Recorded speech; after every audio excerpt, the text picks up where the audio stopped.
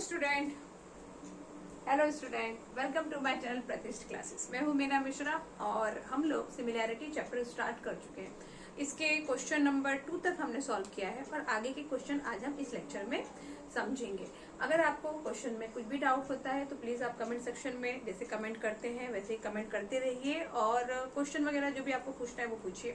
इससे पहले भी कितने बच्चों ने और दूसरे चैप्टर्स भी बोले हैं कि उनकी भी वीडियो बनाइए, तो बेटा पहले ये वाला चैप्टर कंप्लीट होगा, उसके बाद ही कोई दूसरे चैप्टर को मैं स्टार्ट करूंगी, क्योंकि सारे चैप्टर को अगर मैं स्टार्ट कर दूं और सब में से थोड़ा थोड़ा वीडियो बना दूं तो मुझे नहीं लगता है कि वो आपके लिए यूजफुल होगा।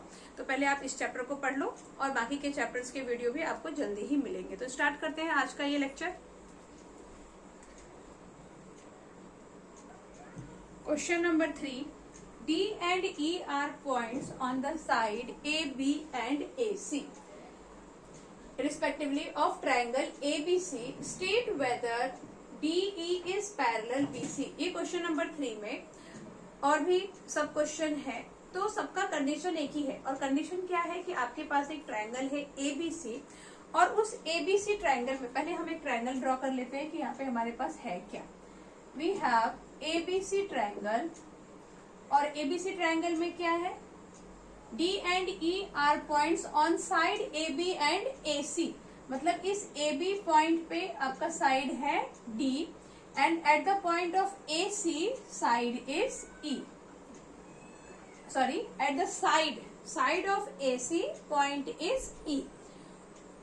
और क्या बोल रहा है, state whether DE is parallel to BC। अभी DE बोला मतलब आपको DE को ज्वाइन करना है तभी तो DE मिलेगा, क्योंकि अगर कोई लाइन ही पैरेलल होती है ना, पॉइंट थोड़ी पैरेलल होते हैं, तो इससे हमें ये आइडिया आएगा कि ये लाइन को हमें ज्वाइन करना है। तो DE is parallel to BC। हमने ये पहले भी समझा है कि एग्जाम में जब ये क्वेश्चन आते हैं तो आपको कैसे पता चलेगा कि BPT यूज करना है। तो देखो यहाँ पर जब भी कि ऐसा कोई पैरेलल साइड की बात हो रही है तो ये सिर्फ BPT में ही है, मतलब किसी तरीके से तो आपको यहाँ पे BPT ही यूज करना है। अभी कंडीशन क्या है कि DE इज पैरेलल BC, ये हमें प्रूव करना है। तो ये कन्वर्स ऑफ BPT है, क्योंकि BPT में क्या है, line drawn parallel to one side of triangle divides other two side proportionally. ये जो DE है ये BC के पैरेलल है, तो इसका मतलब AD by DB is equal to AE by EC होगा। This is your BPT theorem. लेकिन यहाँ पर क्या है, यहाँ आपको बोल रहा है कि आप प्रूव करो कि DE is parallel to BC। अभी DE और BC अगर पैरेलल मुझे प्रूव करना है तो ये क्या हो गया, कन्वर्स ऑफ BPT। अच्छा, BPT और कन्वर्स ऑफ BPT इससे पहले के लेक्चर में हम लोगों ने बहुत अच्छे से समझा है, तो आप इसका पार्ट 1 देख लो अगर भूल गए हैं देखना। तो मैं ये डायरेक्ट एक्सप्लेन करती हूँ कि यहाँ पर कन्वर्स ऑफ BPT यूज होगा। अभी ये वैल्यू दी हुई है, आपको साइड दिए हुए हैं, तो हम ये क्या प्रूव करेंगे कि AD प्रूव नहीं करेंगे, सिर्फ चेक करेंगे कि चेक करना है। AD by DB is equal to AE by EC है कि नहीं। तो लेट्स प्रूव। क्या करें, पहले हम AD बाई DB। तो यहाँ पर AD हमें गिवन है 5.7 एंड DB इज 9.5, ये हमारे पास है। इसमें कैंसिलेशन हो जाएगा। ये देखो, ये डेसिमल से डेसिमल कैंसिल, क्योंकि डेसिमल के बाद यहाँ भी 1 डिजिट है और डेसिमल के बाद यहाँ भी 1 डिजिट है, तो ये दोनों डेसिमल कैंसिल हो जाएंगे। ओके, अभी इसको किससे कैंसिल करूं, 19 से कि 7 से। 19 3 जा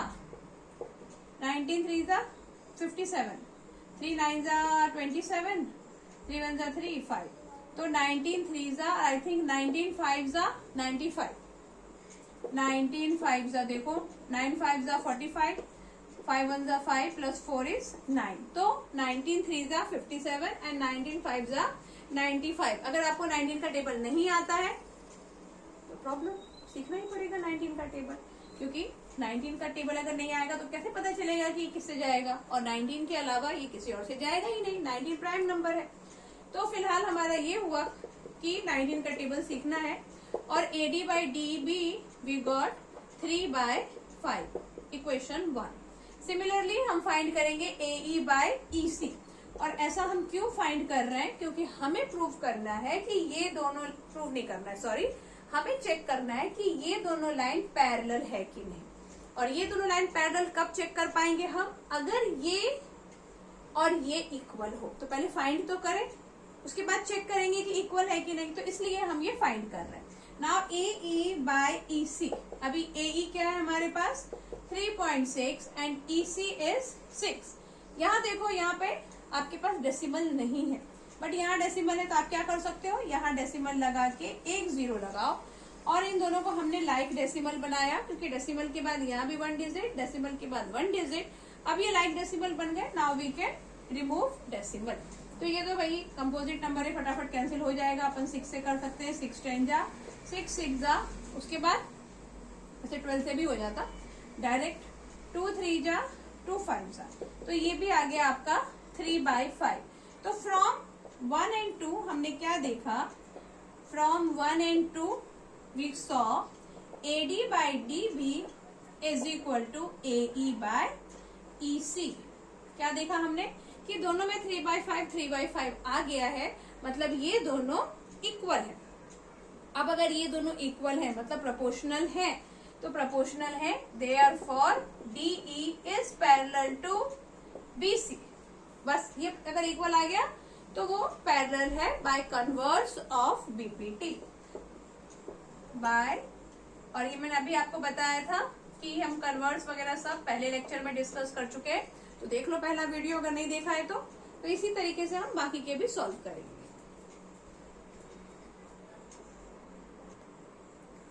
Now in this question we have value AB is 5.6। अभी यहाँ पर देखो, इससे पहले के क्वेश्चन में और इस क्वेश्चन में डिफरेंस ये है कि इससे पहले के क्वेश्चन में आपको ये जो पार्ट्स हैं इनकी वैल्यू गिवन थी, और इस क्वेश्चन में ये जो पार्ट्स हैं इसकी वैल्यू डायरेक्टली गिवन नहीं है, पहले हमें उसको फाइंड करना है, और फाइंड तो हमें करना ही पड़ेगा क्योंकि हमें रेशो पार्ट्स का ही फाइंड करना है। ओके, तो अभी गिवन क्या है आपको, गिवन है AB, मतलब ये full line is 5.6 centimetre and AD, then this part is also given, it is 1.4 centimetre. एक तो ये फुल लाइन पता है हमें, फुल सेगमेंट का, और ये AD का पता है। ओके, इस तरफ भी सेम है कहानी। AC आपको मालूम है, AC full line is 9.6 centimetre, और फिर यहाँ पर इस हाफ पार्ट का पता है, दैट इज 2.4 सेंटीमीटर।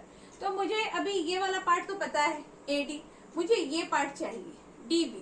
तो क्या करेंगे, ये जो पूरी लाइन है AB, लाइन सेगमेंट है ये एक्चुअली, तो ये जो AB है अच्छा इसको ऐसे समझो, मैं ये हमेशा समझाती हूँ आप लोगों को कि इसमें सबसे ज्यादा बच्चे गड़बड़ करते हैं। ये AB अगर मेरे पास 5.6 है और उसके बाद ये D, अभी मुझे AD 1.4 मालूम है, तो ये DB क्या होगा, इस पूरे में से इस AD को हम क्या करेंगे, रिमूव कर देंगे। और रिमूव करना मतलब क्या, माइनस करना, ऐसा मिटा थोड़ी सकते हैं। तो माइनस किया आपने, तो आपके पास कौन बचेगा, DB।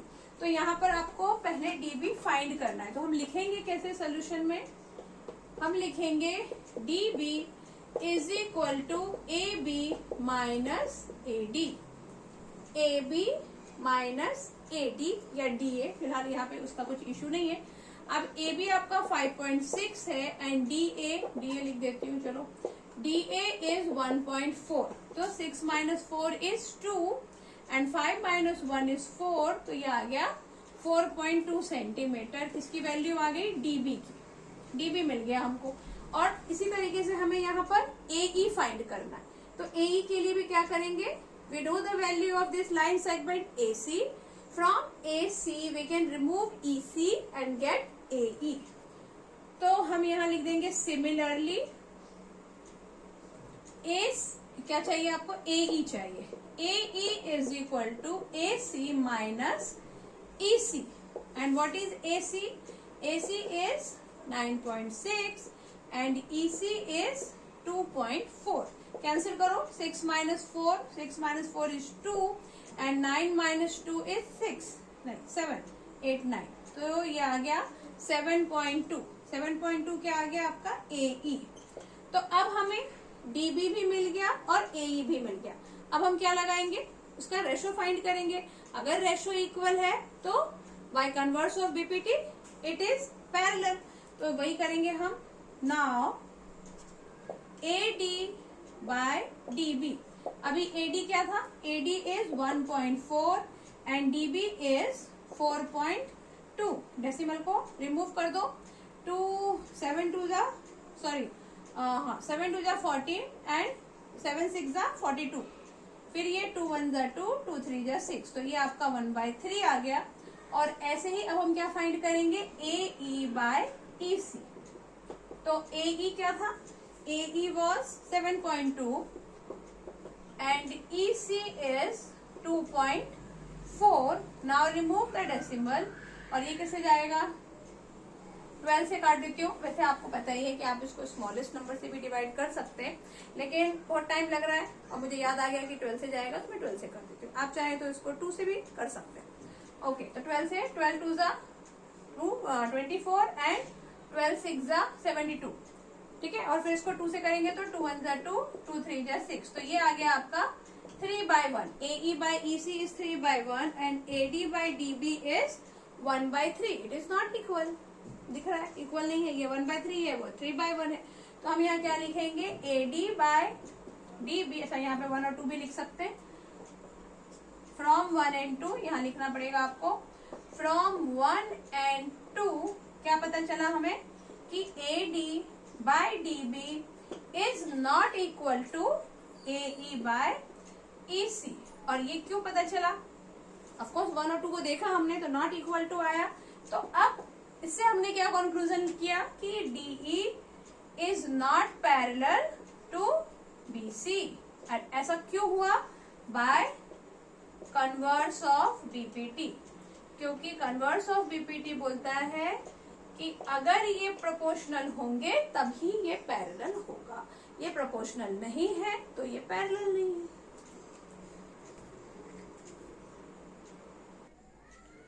Question number 3, AB is 11.7 centimetre. इस बार वापस हमें जो फुल लाइन है वो 11.7 है और BD मतलब ये वाला दिया है 5.2। AE this part is 4.4 centimetre and AC is 9.9 centimetre. तो जैसा हमने इससे पहले का क्वेश्चन किया था, इसको भी बिल्कुल वैसे ही सॉल्व करना है। फुल पार्ट आपको पता है तो आप क्या लिखोगे सोल्यूशन में, हमें फाइंड क्या करना है, AB दिया है, BD दिया है, AD फाइंड करना है। तो आप लिखो AD इज इक्वल टू, ये AD कहाँ से मिलेगा आपको, AB में से इस DB को माइनस करके। तो आप लिखोगे यहाँ AB माइनस DB और AB इज 11.7, DB आपको BD दिया है बुक में तो BD लिखो। देखो यहाँ AB था और यहाँ BD था, तो जो बुक में दिया है आपको वही लिखना है। BD is 5.2। अभी 11.7 में से 5.2 माइनस करेंगे तो देखो 11.7 एंड 5.2, ये तो सबको याद है ना कि डेसिमल के नीचे डेसिमल, ये सब कॉलम में आना चाहिए। 7 - 2 is 5 and 11 - 5 is 6। 7 8 9 10 11 करेक्ट 6। तो ये आ गया आपका 6.5 centimetre is the value of AD। Similarly हम क्या करने वाले हैं, सिमिलरली यहाँ पर आपको क्या पता है, AE 4.4 एंड AC 9.9 और हमें चाहिए क्या, EC चाहिए। तो हम लिखेंगे EC is AC minus AE। अभी AC is 9.9 and AE is 4.4, so it will give you 5.5 centimeter after doing the subtraction। EC is 5.5 centimeter। अब सारे पार्ट्स हमें मिल गए हैं तो हम क्या फाइंड करेंगे, AD by DB। अभी AD क्या है, AD was 6.5 and DB क्या था, DB कहाँ गया, वो रहा। अच्छा, AD by DB 5.2। यहाँ पर मैं वापस बोलूंगी कि BD लिखा है तो हमको BD लिख देना। वैसे कुछ फर्क नहीं पड़ेगा, इन क्वेश्चंस में कुछ फर्क नहीं पड़ेगा, लेकिन इन सबका फर्क पड़ता है। AD by BD, अब कैंसिलेशन करते हैं, डेसिमल से डेसिमल कैंसिल और ये किससे जाने वाला है, 13 से जाएगा। 13 4 जा एंड 13 5 जा। तो मुझे लग रहा है ये एक्सरसाइज करने के बाद आपको ये रियलाइज हो गया होगा कि कम से कम आपको 19 तक टेबल तो आना ही चाहिए, क्योंकि 20 का टेबल तो आपको आता ही होगा, मुझे पता है। तो 19 तक तो सीख लो। तो AD by DB is equal to 5/4। Now let's find AE by EC। अभी AE 4.4 और EC हमें क्या मिला 5.5। अगेन डेसिमल से डेसिमल कैंसल, 11 4 जा 11 5 जा। ये तो जब भी आपको एक ही नंबर 2 बार लिखा है मतलब 11 का टेबल, इसमें तो ज्यादा सोचना ही नहीं है। तो यहाँ पर फिर से हमें 1 और 2 को देख के क्या लग रहा है, अच्छा एग्जाम में अगर ऐसा आए तो ये पॉसिबल है कि थोड़ा कंफ्यूज हो जाए आपकी 5/4 4/5 एक बार देखने से लगेगा कि इक्वल है, तो थोड़ा ध्यान रखना कि ये इक्वल नहीं है, क्योंकि जो न्यूमरेटर में है वो यहाँ पे डिनोमिनेटर में ऑफकोर्स इक्वल नहीं, आप समझ ही गए होंगे। तो हम लिखेंगे कि from 1 and 2 what can we say, AD by BD is not equal to AE by EC and therefore DE is not parallel to BC। और रीजन क्या है, by converse of BPT, by converse of BPT। Question number 4, AB is 10.8 और इस बार आपके पास BD है 4.5। Again AC is 4.8 and AE is 2.8। एक जैसा ही question है, तो लेट्स सॉल्व। क्या करेंगे, पहले AB में से BD माइनस करेंगे टू गेट AD, और हम यहाँ लिखेंगे AD is equal to AB minus BD। अभी AB है 10.8, BD is 4.5, 8 minus 5 is 3, 10 minus 4 is 6।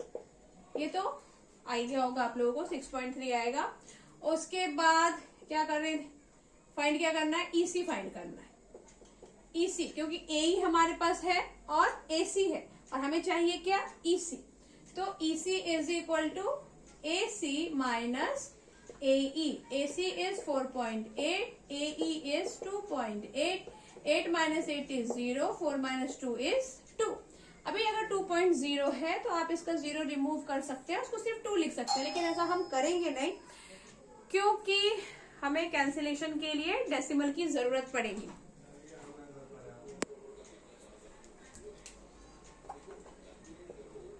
AD by DB। अभी AD is 6.3 एंड DB कितना था 4.5, तो ये हो गया 4.5।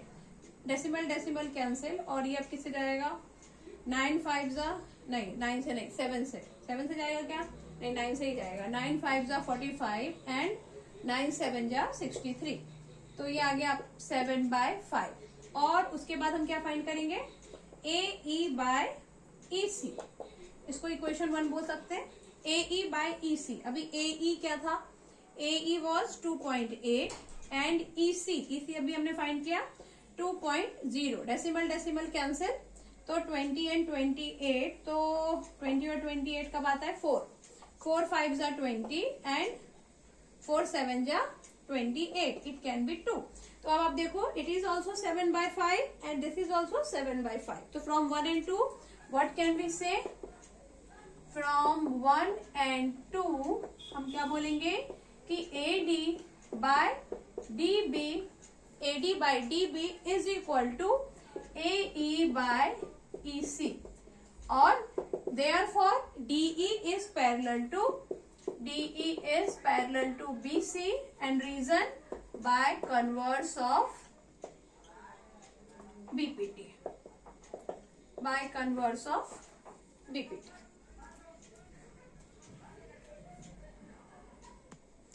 Question number 4, it is given that angle ABD is equal to CDB is equal to PQB। ये तीनों एंगल जो है वो इक्वल है and that is 90 degree. Now AB is X unit, इसका आपको दे दिया, अच्छा मैंने यहाँ पे वैल्यू नाम नहीं लिखा। AB is X unit, CD is Y unit, ये C और ये D, it is Y unit and P and Q is Z unit. अच्छा यूनिट का मतलब तो आप समझ ही गए होंगे कि यहाँ पे सेंटीमीटर या मीटर कुछ भी हो सकता था, लेकिन उन्होंने दिया नहीं है, उसके बदले यूनिट लिखा है, तो आप आंसर में भी यूनिट ही लिखेंगे। तो इस तरह से ये दिया है और प्रूफ क्या करना है आपको कि 1/x plus 1/y is equal to 1/z। अब देखो इस क्वेश्चन में कहीं कुछ पैरेलल की कहानी नहीं है, तो फिर एग्जाम में हमें कैसे पता चलेगा कि यहाँ पर ये सिमिलैरिटी चैप्टर से क्वेश्चन है, पता चलेगा क्योंकि यहाँ पर क्या दिया हुआ है, एक तो एंगल ऐसे बना दिए, बीच में ये लाइन ड्रॉ कर दिया जो कि पैरेलल लाइन दिख ही रहा है आपको, ये इसके पैरेलल दिख रहा है, ये इसके पैरेलल दिख रहा है। लेकिन अगर गिवन नहीं है तो वो पैरेलल वाला कॉन्सेप्ट हम यूज ही नहीं करेंगे, भले हमें दिखे। अच्छा, हमें यहाँ फाइंड क्या करना है, 1/x + 1/y = 1/z। कभी भी क्वेश्चन में आप पहले ये देखो कि गिवन क्या है, जो गिवन होता है उसके बेस पे ही हम सॉल्व करते हैं। रियल लाइफ में भी तो होता है ना, अगर आपको कुछ बनाना है, कोई आपको प्रोजेक्ट बनाना है, तो जो मटेरियल आपके पास होगा आप उसी से बनाओगे ना, जो होगी नहीं, how can you use that. तो यहाँ पर हमारे पास जो एक ही चीज है और वो क्या है कि 90 डिग्री ये सारे एंगल हैं। और ये जो 90 डिग्री एंगल इनका देने के पीछे रीजन ये था कि अभी देखो, अगर आप इस मेन ट्रायंगल की बात करो, इसकी अगर आप बात करोगे तो यहाँ पर क्या है, ये 90 डिग्री है और 90 डिग्री वर्टेक्स, यहां से हमने ये लाइन ड्रॉ किया है। तो इसका मतलब क्या हुआ कि ये बड़ा वाला ट्रायंगल और ये ट्रायंगल क्या हो गए, सिमिलर हो गए। ओके, उसके बाद यहाँ पर 90 डिग्री है और यहाँ से ये वर्टेक्स ड्रॉ किया है, मतलब ये दोनों भी सिमिलर हो गए। इन शॉर्ट इसमें जितने भी ट्रायंगल आपको दिख रहे हैं वो सब सिमिलर है, लेकिन हमें सबको यूज नहीं करना है। अब हमें क्या चाहिए, हम उसके हिसाब से यूज करेंगे। तो इसके लिए आपको देखो, आपको चाहिए x, y और ये z भी चाहिए। तो क्या कर सकते हैं हम, एक बार ये बड़ा ट्रायंगल लो और उसके साथ लो ये PQD। क्या लिया हमने, ये बड़ा ट्रायंगल। इस ट्रायंगल को मैं यहाँ पे शॉर्ट में बना देती हूँ। मैंने यहाँ लिया है ABD और ये जो छोटा ट्रायंगल है वो भी लिया है PQD। इन दोनों ट्रायंगल को लिया, अभी इन्हीं को लेना है। ये कैसे हमको पता चलेगा, क्योंकि हमें x, y और z प्रूव करना है। तो अगर मैं ये बड़ा ट्रायंगल लूं और फिर उसके साथ इसको सिमिलर ले लूं तो फिर इसका क्या होगा, फिर इसको कैसे लेंगे आप। तो इसके लिए आपको क्या करना है, एक बड़ा ट्रायंगल लो और उसके बाद ये z वाला पार्ट लो, क्योंकि z भी चाहिए हमको आंसर में, इसलिए। ओके, अभी मैंने क्या कहा आपको कि ये दोनों सिमिलर है। तो ये दोनों सिमिलर है, इसका मतलब जो इनका कॉरेस्पॉन्डिंग साइड होगा वो प्रोपोर्शनल होगा। कॉरेस्पॉन्डिंग साइड क्या होने वाला है, रेशो इज प्रोपोर्शनल। अब कॉरेस्पॉन्डिंग साइड तो 3 है, ये 1 2 3, तो तीनों साइड की हमको जरूरत नहीं है, हमको जिसकी जरूरत है हम वही लेंगे। तो पहले तो ये x है AB and PQ is z, तो ये x और z तो हमें आंसर में चाहिए, तो ये तो हमें लेना ही है। अब सवाल ये उठता है कि जो दूसरा एक साइड आपको कॉरेस्पॉन्डिंग साइड लेना है वो कौन सा ले, वो हम ये भी ले सकते हैं और ये भी ले सकते हैं। तो वो हम कौन सा लेंगे, वो हम कोई कॉमन साइड लेंगे, क्योंकि अभी ये जो BQ और QD है, मतलब ये बेस, ये आप देखो कि ये कॉमन है फॉर ऑल द 3 ट्रायंगल। तो इसमें आप क्या लोगे, इसी को लोगे, कॉमन को ले लो। कॉमन ये आप हमेशा हर क्वेश्चन में याद रखना कि अगर इस तरह से कुछ हो रहा है तो एक पार्ट तो आप वो लो जो हमको प्रूव करना है, जिसकी हमें जरूरत है, और जो दूसरा पार्ट है वो हमेशा कॉमन वाला लो, क्योंकि कॉमन वाला क्या होगा फिर वो बाद में कैंसिल होने वाला है, तो इसलिए वो कॉमन पार्ट लेंगे। ओके, तो अब मैं क्या लिखूंगी कि इसका जो कॉरेस्पॉन्डिंग साइड है उसका रेशो इक्वल है। तो पहले तो मैं ये लिखूं। अच्छा, इसमें आपको सब में जो भी गिवन है वो जरूर लिखना है। फिलहाल मैं नहीं लिख रही हूँ, मेरे पास प्लेस कम है, डायरेक्ट आंसर लिख रही हूँ। सोल्यूशन में क्या लिखूंगी, triangle ABD is similar triangle PQD। यहाँ पे आप लिख लो since triangle ABD is similar PQD, वो है सिमिलर क्योंकि 90-90 दिया है इसलिए।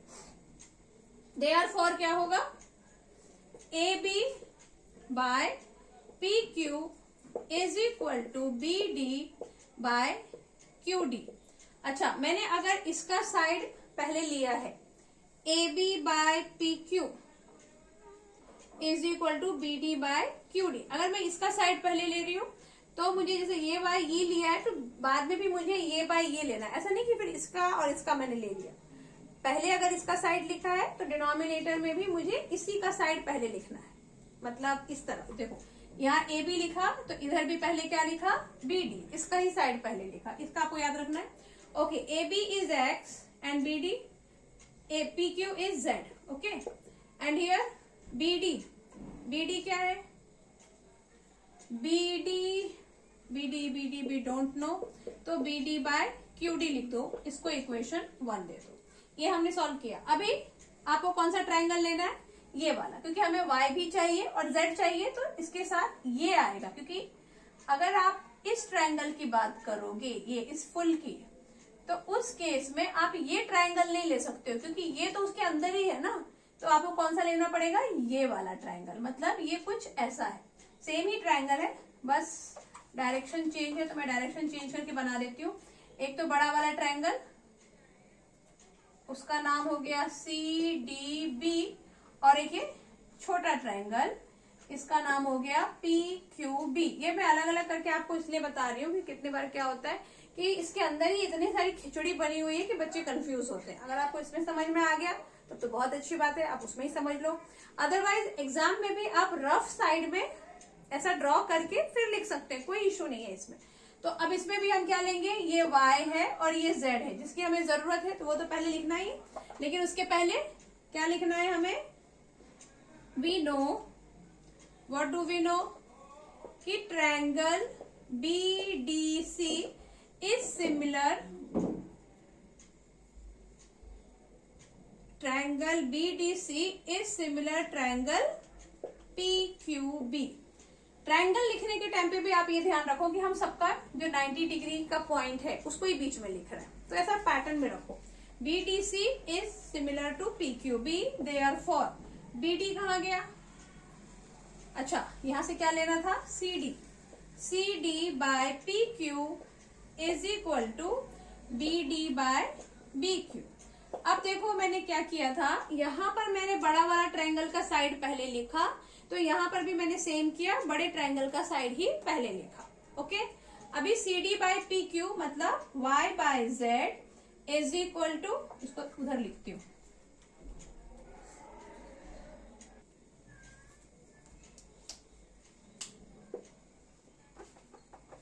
अच्छा यहां जो हमने ये इक्वल लिखा है तो इसका रीजन क्या है, corresponding side of similar triangle, इसलिए हमने इसको ऐसा लिखा है। और सेम रीजन आपको यहाँ पर भी लिखना है, corresponding side of similar triangle. Okay, और ये रीजन लिखना बहुत जरूरी होता है ज्योमेट्री में, ये तो आप समझते ही होंगे।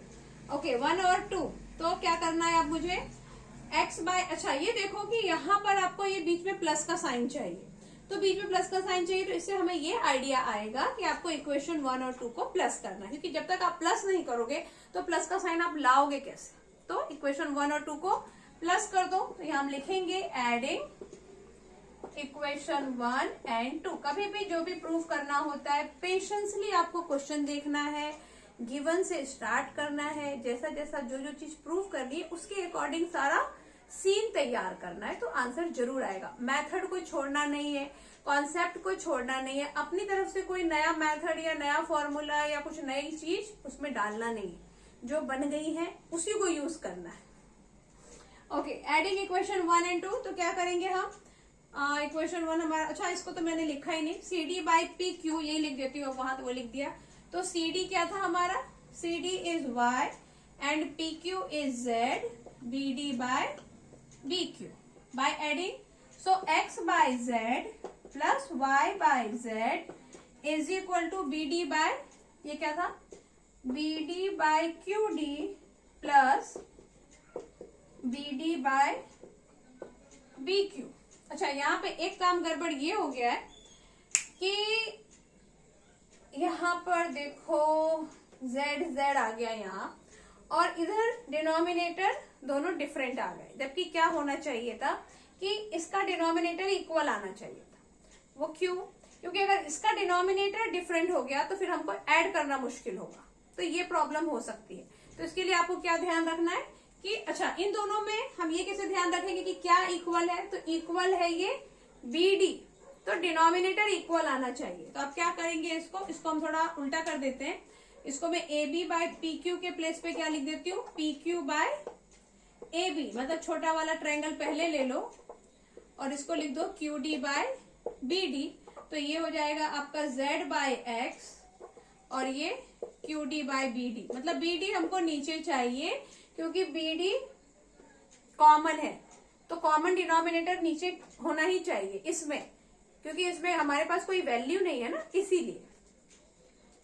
ओके, यहां पर भी हम क्या करेंगे, P Q by C D is equal to B Q by B D, और यहाँ क्या आ जाएगा, z by Y is equal to B Q by B D. और इक्वेशन 1 और 2 को जब हम ऐड करेंगे तो क्या आएगा, z by x plus z by Y is equal to क्या आ गया, Q D by B D plus B Q by B D. तो आप एग्जाम में ऐसा याद रख सकते हैं कि जिसकी वैल्यू नहीं है और वो कॉमन साइड अगर आप यूज कर रहे हैं तो कोशिश करो कि वो डिनोमिनेटर में ही आए, क्योंकि अगर ये डिफरेंट हो गया तो आपको पता है कि फिर हम ऐड नहीं कर पाएंगे, डिनोमिनेटर अगर अलग हो गया तो। यहाँ तो ये वेरिएबल है हमारे पास, इसके लिए इतना मुश्किल नहीं है। इसको क्या करेंगे अब हम, z by x plus z by Y. Okay, तो पहले तो इसको ऐसे का ऐसा लिख दो, क्योंकि ये कुछ हमारे आंसर के क्लोज है। और यहाँ आप देख रहे हो कि बी डी कॉमन आ गया है, तो बी डी नीचे लिखेंगे और ऊपर लिखेंगे Q D plus B Q.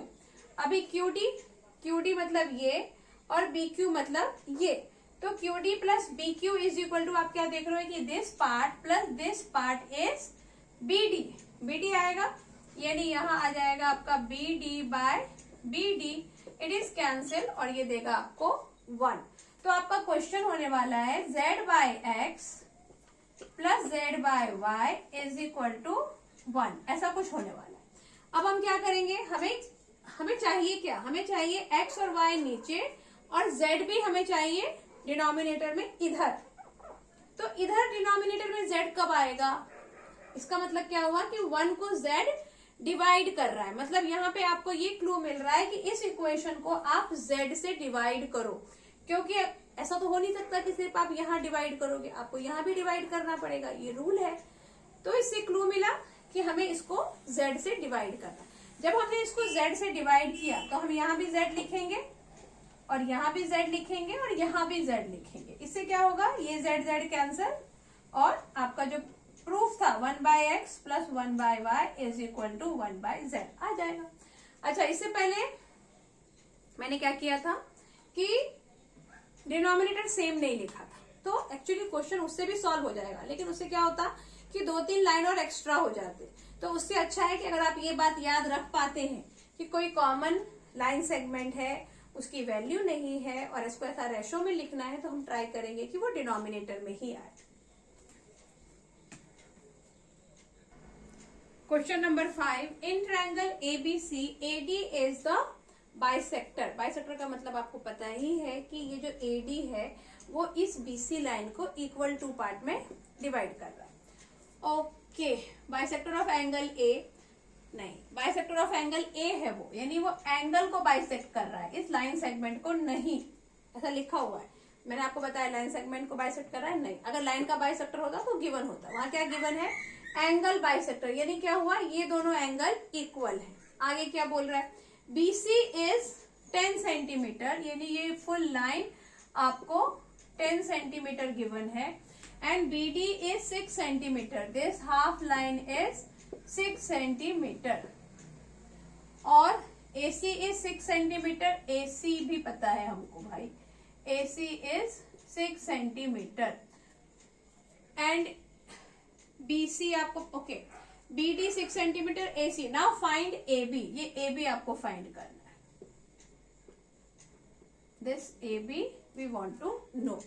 अभी इस क्वेश्चन में आपको, इससे पहले भी हमने डिस्कस किया था कि जो गिवन होगा वहीं से चलते हैं। गिवन है कि एंगल बाइसेक्टर, तो एंगल बाइसेक्टर है, फिर हमको एक प्रॉपर्टी याद आएगी जो मैंने ऑलरेडी यहाँ लिखा रखा है। क्या लिखा है मैंने, we know that the angle bisector divides the opposite side in the ratio of the side containing the angle, मतलब ये इसका एंगल बाइसेक्टर है। अब ये एंगल बनाने के लिए कौन से 2 साइड यूज हुए हैं, एक ये AB यूज हुआ है और AC यूज हुआ है, मतलब AB और AC का जो रेशो है वो किसके इक्वल होगा, BD बाय DC के इक्वल, ठीक है, according to this property.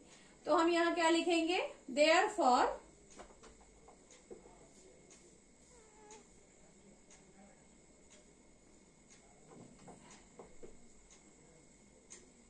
Therefore since word में लिखा है, वी नो दैट, तो देयरफॉर क्या होगा, B D by D C is equal to A B by A C. अब यहाँ पर देखो आप कि हमारे पास बी डी, मुझे फाइंड क्या करना है, ए बी फाइंड करना है क्या अपने पास, बी डी है, ओके, डी सी, ये डी सी हमारे पास नहीं है, फिर ए बी तो खैर है ही नहीं, और ए सी हमारे पास है, मतलब इस पूरी चीज में हमें एक डीसी फाइंड करना है। अगर हमारे पास डीसी होता इस क्वेश्चन में तो हम ए बी फाइंड कर लेते, क्योंकि कोई भी इक्वेशन में वेरिएबल एक ही होना चाहिए, मतलब जिसको फाइंड करना है वो एक ही वैल्यू होना चाहिए। बहुत सारी चीजों को फाइंड करना होगा एक ही क्वेश्चन से तो पॉसिबल नहीं।